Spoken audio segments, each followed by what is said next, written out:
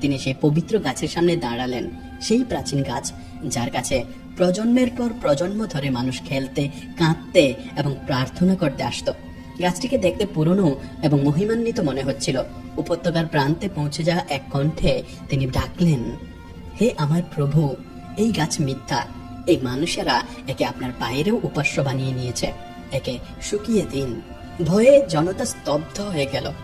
পুরোহিতরা তাকে দেখে হাসলো, কিন্তু মানুষ উদ্বিগ্ন ছিল। পরের দিন সকালে গাছটি মরে গেল। এর পাতাগুলো কালো হয়ে গেল, গুড়ি ফেটে গেল, আর শিকড় ভেতর থেকে পৌঁছে গেল। দুপুরের মধ্যে অন্য 11টি গাছও মরে যেতে শুরু করলো। ভয় আগুনের মতো ছড়িয়ে পড়লো। এটা কি কোনো অভিশাপ, নাকি কোনো জাদু, অথবা এর চেয়েও খারাপ কিছু? যদি তিনি সত্য বলে থাকেন। মাস গড়িয়ে গেল। রাশির মানুষ এমন ভাবে বাঁচার চেষ্টা করলো যে কিছুই হয়নি, কিন্তু সবকিছু আগের মতো আর ছিল না। প্রথম মাসে ফসল নষ্ট হলো, গমের শীষগুলো অর্থশূন্য রইল, আর জব ছোট ও তিক্ত হলো। এটা শুধু একটি খারাপ মৌসুম, পুরোহিতরা বলল। পরের দ্বিতীয় মাসে ফলের গাছগুলো তাদের পাতা হারালো। আপেল ও নাশপাতির গাছগুলো সময়ের আগেই শুকিয়ে যেতে শুরু করলো। আঙুরি গাছগুলো কালো হয়ে গেল, আঙুর পাকার আগেই পচে গেল। এটা শুধু সাময়িক। আবার পুরোহিতরা জোর দিয়ে বলল, গাছের আত্মারা বিশ্রাম নিচ্ছে। তৃতীয় মাসে সবজি বাগানগুলো মরে গেল, পেঁয়াজ মাটিতে পচে গেল, গাজর বড় হওয়ার আগেই শুকিয়ে গেল। মহিলাদের বাজারে নিয়ে যাওয়ার মতো কিছুই ছিল না। মানুষ ক্ষুধার্ত হতে শুরু করলো। চতুর্থ মাসে পশুরা মারা যেতে শুরু করলো। ভেড়াগুলো কোনো এক অজানা রোগে অসুস্থ হয়ে পড়লো। তাদের দুধ দেওয়া বন্ধ হয়ে গেল, আর পশম ঝরে পড়তে লাগলো। গরুগুলো তিক্ত দুধ দিতে থাকলো। মুরগি ডিম দেয়া বন্ধ করে দিল। এমনকি কুকুরগুলো খাবারের জন্য সংগ্রাম করছিল। মানুষ পুরোহিতদের কাছে ছুটে গিয়ে মিনতি করে বলল, আমরা কি করব?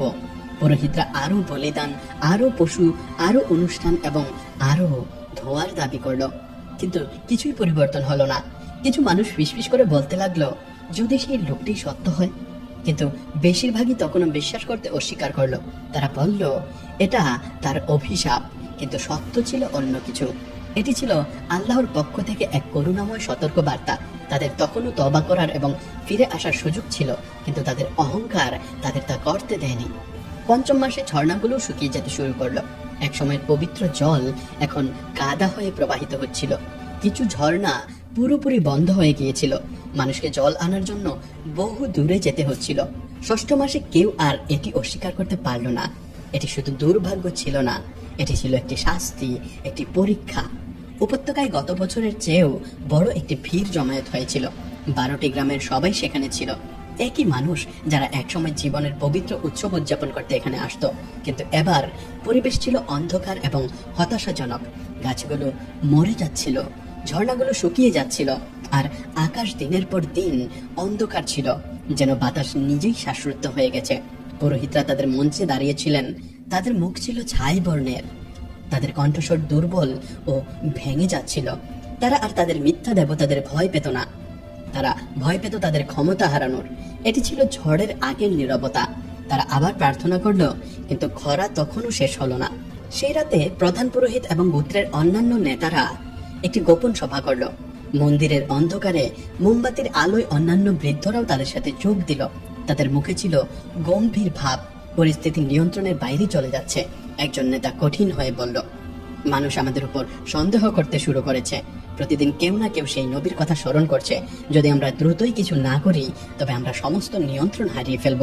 তারা একমত হলো, যদি আমরা তাকে গুম করে দেই এবং একটি কূপে নিক্ষেপ করি, তবে সবকিছু শেষ হয়ে যাবে। পরিকল্পনাটি পরিষ্কার ছিল।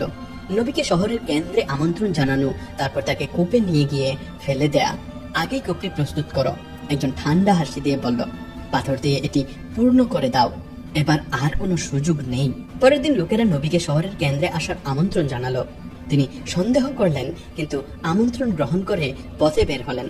যখন তিনি পৌঁছালেন, কিছু গোত্রপতি তাকে মেকি হাসি দিয়ে স্বাগত জানালো। স্বাগতম, তারা বলল, আমরা শান্তি স্থাপন করতে চাই। মানুষ আপনার কথা শোনার জন্য প্রস্তুত। আসুন এই কোপের সামনে কথা বলি, হয়তো আমরা একটি সমঝোতায় আসতে পারবো। নবী তাদের আসল উদ্দেশ্য বুঝতে পারলেন ঠিকই, কিন্তু তিনি পালালেন না। হে আমার ভাইয়েরা, তিনি কোমলভাবে বললেন, আমি তোমাদের হৃদয়ে ঘৃণা ছাড়া আর কিছুই দেখতে পাচ্ছি না, কিন্তু আমি তোমাদের ঘৃণা করি না। যদি মানুষ সত্যিই শুনতে চায়, তবে আমি আসব। নেতারা সন্তুষ্ট দৃষ্টিতে একে অপরের দিকে তাকালো। পরিকল্পনা কাজ করছিল। কেন্দ্রীয় কূপটি আগেই প্রস্তুত করা হয়েছিল। এর ভেতরটা বড় পাথর দিয়ে পূর্ণ ছিল। এর উপরে একটি ঢিবি তৈরি করা হয়েছিল, যেন কেউ এর উপর থেকে নিক্ষিপ্ত হলে পাথরের ওপর পরে আঘাত পাবে এবং তার হাড়গোড় ভেঙে যাবে। যখন নবী কাছে পৌঁছালেন এবং কূপের কাছাকাছি গেলেন, তিনি নিশ্চিতভাবে বুঝতে পারলেন যে এটি একটি ফাঁদ, কারণ সেখানে কোনো বড় ভিড় অপেক্ষা করছিল না। কেবল দূরে ছড়িয়ে ছিটিয়ে থাকা কিছু মানুষ ছিল। সেই মুহূর্তে একজন নেতা সংকেত দিল, তার লোকেরা নবীকে ঘিরে ধরল। তিনি প্রতিরোধ করলেন না। তাদের মধ্যে অনেকেই তার উপর ঝাঁপিয়ে পড়ল। তারা তার হাত শক্ত করে দড়ি দিয়ে বেঁধে ফেললো, তার পা একসাথে বাঁধলো এবং তার মুখে একটি মোটা কাপড় মুছে দিল, যাতে তিনি চিৎকার করতে না পারেন। তুমি আর কথা বলতে পারবে না, তারা উপহাস করলো। তারপর তারা তাকে মাটিতে টেনে নিয়ে যেতে শুরু করলো। তার মাথা ও পা ধরে টেনে নিয়ে যাচ্ছিল। তীক্ষ্ণ পাথর তার মুখ কেটে দিচ্ছিল, তার পোশাক ছিঁড়ে যাচ্ছিল এবং তার শরীর রক্তে ভরে যাচ্ছিল। কিন্তু তার চোখ তখনও আকাশের দিকে তাকিয়েছিল। তার হৃদয় নীরব প্রার্থনা করছিল। একটি ছোট ভিড় জমা হতে শুরু করছিল। হতবাক হয়ে দেখছিল, কেউ কেউ কাঁদছিল, অন্যরা মুখ ফিরিয়ে নিচ্ছিল, কিন্তু কেউই এটিকে থামানোর সাহস করছিল না। যখন তারা কূপে পৌঁছালো, তারা নবীকে পাথরের স্তূপের শীর্ষে টেনে নিয়ে গেল। নিচে গর্তটি গভীর এবং তীক্ষ্ণ পাথর দ্বারা পূর্ণ ছিল। এটাই তোমার শেষ গন্তব্য, একজন চিৎকার দিয়ে বলল, এবং তারা তাকে ধাক্কা দিয়ে ফেলে দিল। নবী পাথরের মধ্যে পড়ে গেলেন। যখন তার শরীর পাথরের সাথে আঘাত করলো, তখন একটি হৃদয় বিদারক শব্দ প্রতিধ্বনিত হলো। তিনি যন্ত্রণায় কাতরাচ্ছিলেন, কিন্তু তার মুখ থেকে কোনো রাগের শব্দ বের হলো না। সংকীর্ণ গর্তে তিনি একটি বসার ভঙ্গিতে আটকে গেলেন। তিনি আহত ছিলেন, কিন্তু তখন ছিলেন জীবিত। পাথরের মধ্যে নড়াচড়া করতে পারছিলেন না। এটি অন্ধকার ছিল, কিন্তু তিনি একা ছিলেন না। ফেরেশতারা তার ধৈর্যের হিসাব রাখছিল। পৃথিবী তার যন্ত্রণা প্রত্যক্ষ করছিল। প্রতিটি হৃদ স্পন্দন তার মিশনের বার্তা আল্লাহর আরশে পৌঁছে দিচ্ছিল। প্রথম দিনে যন্ত্রণা তীব্র ছিল, কিন্তু তিনি ধৈর্য ধরেছিলেন। দ্বিতীয় দিনে তৃষ্ণা শুরু হলো, তার ঠোঁট ফেটে গেল, কিন্তু তিনি আল্লাহকে স্মরণ করা বন্ধ করেননি। তৃতীয় দিনে তার আঘাতগুলোতে সংক্রমণ শুরু হলো, তার জ্বর বেড়ে গেল, কিন্তু তিনি প্রার্থনা করতে থাকলেন। চতুর্থ দিনে ক্ষুধা অসহনীয় হয়ে উঠল, তার পেট সংকুচিত হয়ে গেল এবং তার শরীর কাঁপতে লাগলো। পঞ্চম দিনে তার শ্বাস নেওয়া কঠিন হয়ে পড়ল, কিন্তু তার শেষ শক্তি দিয়ে তার হৃদয়ের গভীর থেকে তিনি বলতে লাগলেন, হে আমার প্রভু, আমি আমার দায়িত্ব পালন করেছি, আমি আপনার কাছে ফিরে যেতে প্রস্তুত, কিন্তু এই নিষ্ঠুর মানুষদের শাস্তি দিন। তারা আপনার রাসূলকে নির্যাতন করেছে, তারা আপনাকে অস্বীকার করেছে, তাদের উপর আপনার ক্রোধ প্রেরণ করুন। এবং ষষ্ঠ দিনে তিনি তার শেষ নিঃশ্বাস নিলেন। যখন তার আত্মা তার শরীর ত্যাগ করলো, তখন পাথরের মধ্যে একটি শক্তিশালী আলো জ্বলে উঠল, কিন্তু আকাশ নীরব ছিল। দূরের আকাশে শাস্তির ফেরেশতারা আদেশের অপেক্ষায় ছিল, কারণ যখন একজন নবীকে জীবন্ত কবর দেওয়া হয়, তখন তাকে যিনি পাঠিয়েছেন তিনি দীর্ঘ সময় নীরব থাকেন না। সেই সময়ে মানুষ আবার তাদের গাছ এবং মূর্তির পূজা করতে বেরিয়ে এসেছিল। খরা আরো ভয়াবহ হয়ে গিয়েছিল। তারা তখনও বৃষ্টির জন্য প্রার্থনা করছিল, আর এটিই ছিল তাদের উপর নেমে আসা ক্রোধের শুরু। এটি শুরু হয়েছিল একটি বাতাস দিয়ে, কিন্তু এটি কোনো গরম দিনের স্বস্তির বাতাস ছিল না। দূরে একটি গভীর ভুতুড়ে শব্দ শোনা গেল। এটি বজ্রের মতো, কিন্তু আরো ভারী। তারপর দিগন্তে একটি কালো মেঘ দেখা দিল, বিশাল এবং ঘন, যা ক্রমশ এগিয়ে আসছিল। মানুষ উদযাপন করতে শুরু করলো। তারা ভাবলো যে তাদের বলিদান কাজ করেছে। তারা তাদের দেবতা এবং পবিত্র গাছের সামনে নাচতে ও চিৎকার করতে লাগলো। বৃষ্টি, অবশেষে বৃষ্টি আসছে। তারা মাসের পর মাস তৃষ্ণার্ত ছিল। তাদের ক্ষেত শুকিয়ে গেছে, তাদের পশুরা মারা গেছে। তারা বিশ্বাস করেছিল যে এই বৃষ্টি তাদের বাঁচাবে। পুরুষ ও মহিলারা কৃতজ্ঞতায় তাদের হাত তুলল, কিন্তু মূর্তির দিকে, গাছের দিকে। কিন্তু তারপর পশুরা তাদের বেড়া ডিঙিয়ে ভেঙে বেরিয়ে এসে ভয়ঙ্কর ভাবে কাঁদতে লাগলো, যেন তারা মানুষের চেয়ে বেশি ভয়ঙ্কর কিছু অনুভব করছিল। তারপর আকাশ পরিবর্তিত হলো। কালো মেঘগুলো দিগন্ত থেকে প্রবাহিত হচ্ছিল, ভারী এবং ঘন ড্রাগনের মতো কুঁচকানো। কয়েক মিনিটের মধ্যে তারা সূর্যকে ঢেকে ফেললো, কিন্তু মানুষ উদযাপন করতে থাকলো।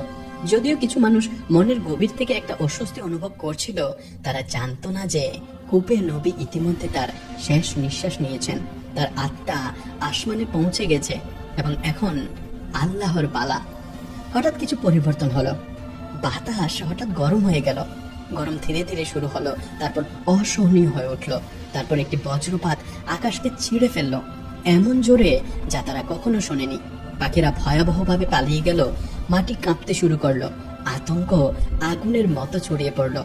তারপর একের পর এক বজ্রপাত শুরু হলো, গর্জনকারী বিস্ফোরণগুলো মানুষকে ভয়ে শ্বাসরুদ্ধ করে দিল। কিন্তু এটি ছিল কেবল শুরু। পৃথিবীর গভীর থেকে একটি ভয়ঙ্কর গর্জন উঠলে প্রথমে দূরে, তারপর কাছে, আরো জোরালো এবং ক্রোধে পূর্ণ। মাটি তাদের পায়ের নিচে কাঁপতে শুরু করলো, প্রথমে হালকা, তারপর আরো শক্তিশালী। কিন্তু এটি কোনো সাধারণ ভূমিকম্প ছিল না, এটি ছিল পৃথিবীর নিজেই, নবীর রক্তে রুষ্ট। হঠাৎ একটি ভয়ঙ্কর ফাটল দিয়ে ভূমি ভেঙে গেল। বিশাল ফাটল দেখা দিল, যা বাড়ি গাছ যা কিছু তাদের পথে পড়েছিল তা গ্রাস করে ফেলল। মানুষের চিৎকারগুলো অন্ধকারের গভীরতায় ডুবে গেল। পৃথিবী মুখ খুলছিল এবং বন্ধ হচ্ছিল, যেন এটি একটি জীবন্ত প্রাণী। যারা পালানোর চেষ্টা করেছিল তাদের টেনে নিয়ে যাচ্ছিল। কেউ কেউ হামাগুড়ি দিয়ে বাঁচার চেষ্টা করলো, তাদের শরীর অন্ধকারের মধ্যে অর্ধেক ডুবে গেল। কিন্তু পৃথিবী তাদেরও গ্রাস করলো। কিছু হাত বেরিয়ে আসলো সাহায্যের জন্য, মরিয়া হয়ে বাতাসে আঁকড়ে ধরলো, কিন্তু তারপর চিরতরে অন্ধকারে মিলিয়ে গেল। সবচেয়ে ভয়ঙ্কর মুহূর্তটি তখন ঘটলো যখন মাটির মধ্যে বিশাল ফাটল ধরলো। একটি জ্বলন্ত শ্বাস বেরিয়ে আসলো, যা ছিল দগ্ধ, সালফারযুক্ত এবং নরকের শিখার মতো। যেই এটি শ্বাস নিল, সে তাৎক্ষণিকভাবে জীবন্ত পুড়ে গেল। পালানোর বা লুকানোর জন্য আর কিছুই বাকি রইল না। রাশের পুরো উপত্যকা একটি বিশাল গর্তে পরিণত হয়েছে এবং সেই গর্তের নিচে কেবল অন্ধকার আর ভয় ছিল। পুরোহিতরা তাদের পবিত্র গাছের নিচে আশ্রয় নেওয়ার চেষ্টা করছিল, কিন্তু সেই গাছগুলোই প্রথমে পড়ে গিয়েছিল। আর পুরোহিতরাও, দয়া করুন, তারা চিৎকার করলো, আমাদের ক্ষমা করুন। কিন্তু অনেক দেরি হয়ে গিয়েছিল। ততক্ষণে তারা নবীকে হত্যা করেছে, তারা আল্লাহর ক্রোধ অর্জন করেছে এবং এভাবেই রাশের জনগণ ইতিহাস থেকে অদৃশ্য হয়ে গেল এবং ভবিষ্যতের জন্য এটি একটি সতর্ক বার্তা হয়ে রইল। নবীরা মানুষ, হ্যাঁ, কিন্তু অতীতে মানুষ তাদের হত্যা করেছে, তারা তাদের অনুসারীদেরকেও হত্যা করেছে। কিন্তু আল্লাহ কখনো ভুলে যান না। তিনি কেবল সঠিক সময়ের জন্য অপেক্ষা করেন এবং যখন তার ক্রোধ আসে তখন কেউ সাহায্য করতে পারে না। আল্লাহ রাশের জনগণের কথা কুরআনে অন্য ধ্বংসপ্রাপ্ত জাতির সাথে উল্লেখ করেন, তাদের মর্মান্তিক এবং অবিস্মরণীয় পরিণতির দিকে দৃষ্টি আকর্ষণ করে। তাদের আগে নুহের সম্প্রদায় এবং রাশের জনগণ অনেকই সত্যকে অস্বীকার করেছিল। সূরা আল ফুরকানের 38 নম্বর আয়াত অনুসারে ইবনে কাসিরের তাফসীরে বলা হয়েছে যে রাশের জনগণ ছিল আল্লাহর দ্বারা ধ্বংসপ্রাপ্ত একটি সম্প্রদায় এবং তাদের অপরাধের শীর্ষে ছিল তাদের কাছে পাঠানো নবীকে হত্যা করা। অনেক ইসলামিক পণ্ডিত একমত যে তাদের ধ্বংসের মূল কারণ ছিল আল্লাহর রাসূলের প্রতি দমনপীড়ন এবং তওবা করতে অস্বীকৃতি। এটি একটি শিক্ষা যা মানবতার কখনো ভুলে যাওয়া উচিত নয়। এই ভিডিওটি নবীর সেই কথার সাথে শেষ করছি যা তিনি কূপের কাছে বলেছিলেন, লা ইলাহা ইল্লাল্লাহ, অর্থাৎ আল্লাহ ছাড়া কোনো উপাস্য নেই, কেবল তিনিই জীবিকা প্রদান করেন। ঝরে পড়া জলের দিকে নয়, বরং যিনি তা পাঠান সেই একমাত্র শক্তির দিকে তাকান। পরবর্তী পর্বে দেখা হবে ইনশাআল্লাহ। আল্লাহ আপনাকে রক্ষা করুন।